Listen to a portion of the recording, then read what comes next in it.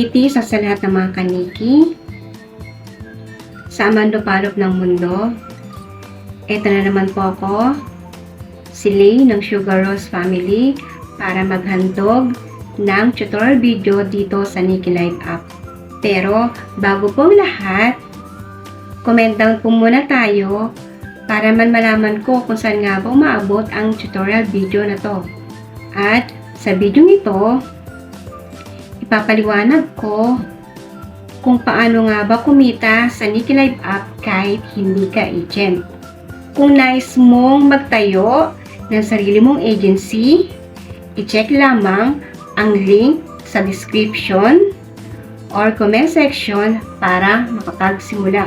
Isa sa mga privilege na pwede mong makuha is to receive commission from all your active hosts.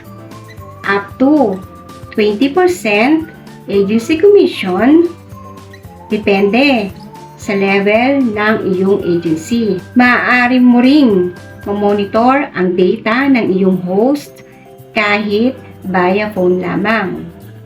Number 2, una, true commission from 4% up to 20% ang maaari mong ma-earn every week, depende sa reach ng iyong binuong agency. Pangalawa ay true agency growth. Kailangan mo lamang ng 10 to 15 active hosts plus earning goals para sa rewards na ito. From $70 up to $4,000 weekly ang pwede mong ma-earn as an agent. Pero, paano naman kumita kapag hindi ka agent? Go live daily. Mag-live araw-araw, solo live man o party live. Do your tasks. Sa pagdi-daily task at live task, play task at club task, every day, makaka-receive po tayo ng corresponding free coins. Sumali sa Nikki Live event, gaya ng mga sumusunod. Bukod dyan, pwede ka ding sumali sa Nikki Live Talent and Agency event. Play games. Sa paglalaro ko dito sa Nikki Live, nananalo ako ng malaki na tinitrade ko para madagdagan ang income ko. At sinishare ko rin ito sa aking mga friends.